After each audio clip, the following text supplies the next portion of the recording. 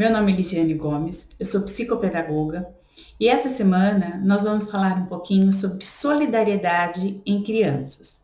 Mas antes, lembre-se de se inscrever no canal, ative os sininhos de notificações para que vocês possam receber os nossos vídeos, atualizações semanalmente. Como a criança constrói a solidariedade?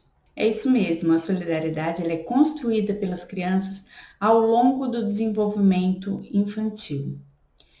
E depende muito de como a criança entende e vivencia as regras sociais e as suas experiências com adultos e com outras crianças.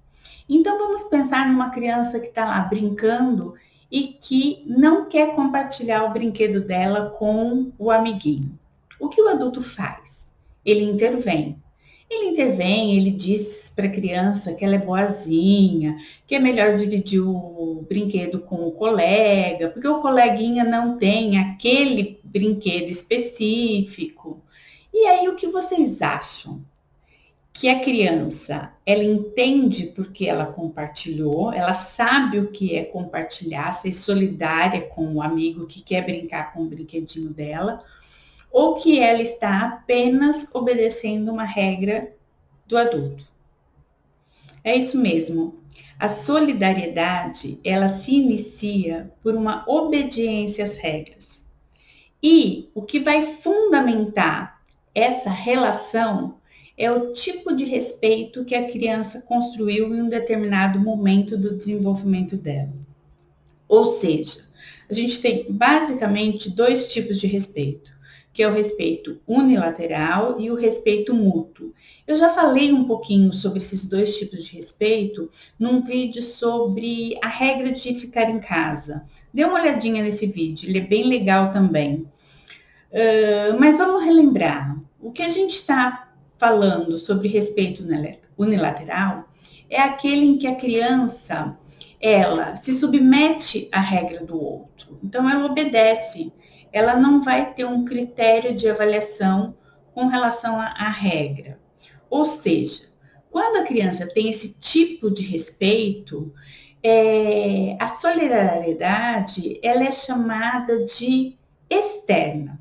Por quê? Porque, como no exemplo anterior, a criança ela não sente a necessidade de compartilhar. Ela não sabe o que é compartilhar. Ela simplesmente vai estar cumprindo uma regra, que é o de colaborar com o seu amigo.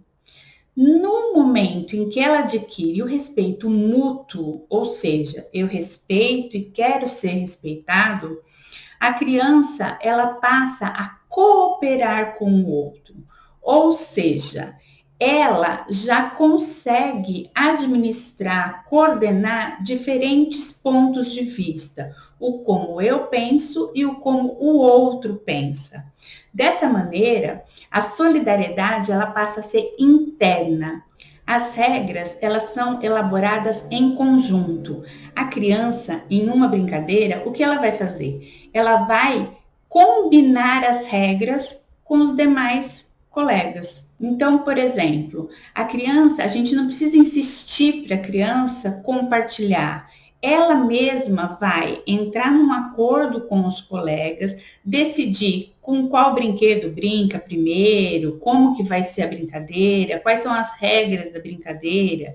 E uma outra coisa, ela não vai tomar bruscamente um brinquedo de outra criança, porque ela consegue se colocar no lugar do outro. Ela começa a pensar, se fosse comigo, o que eu sentiria? Mas esse tipo de pensamento, essa capacidade, a criança ela só adquire quando ela deixa de ser egocêntrica. E por egocêntrica, a gente não está querendo dizer assim aquela criança que quer tudo para ela. O egocentrismo é a incapacidade que a criança tem de se colocar em diferentes pontos de vista, de coordenar diferentes pontos de vista.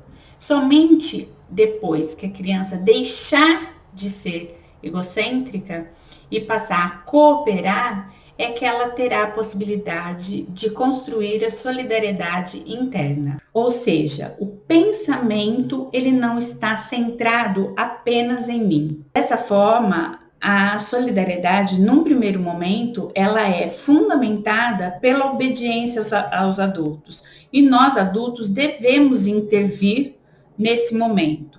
Só depois, quando ela começa a cooperar, é que a gente vai ter a possibilidade de colaborar com o outro. Talvez a melhor maneira que a gente tenha para trabalhar com essa questão da solidariedade seja incentivar, possibilitar a relação entre pares, ou seja, entre crianças, entre iguais. Por quê? Porque a relação hierárquica ela está minimizada. Ou seja, entre iguais, eu não sinto a necessidade de obedecer àquele que é igual a mim. Então, eu tenho que colocar em ação muito mais argumentos da solidariedade interna do que da externa. Tá? Uma outra coisa que é importante a gente pensar é num trabalho com valores morais, ou seja, o que é coletivo, e valores não morais, os particulares, os individuais. E para trabalhar os valores morais e não morais, né, os coletivos e os particulares, a gente pode também fazer uma relação entre aquilo que é público e aquilo que é privado, a gente pode pensar o seguinte: como que eu abro mão da minha vontade para levar em conta, para levar em consideração a vontade do outro ou a vontade do grupo? De uma maneira mais concreta, vamos pensar assim: o que faz com que uma criança não pegue o brinquedo do seu colega e leve embora para casa, suprimindo essa vontade porque ela quer muito aquele brinquedo, ela não tem aquele brinquedo? A solidariedade, ela pressupõe o cooperar com o outro ao mesmo tempo em que eu me sinta bem e satisfeito com as minhas ações. É a capacidade que a gente tem de cooperar com o outro, de colaborar com o outro, independente das diferenças étnicas, sociais e políticas.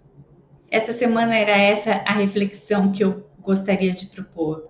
Como que a gente pode colaborar para que as crianças elas sejam solidárias, independente do outro, de quem é esse outro?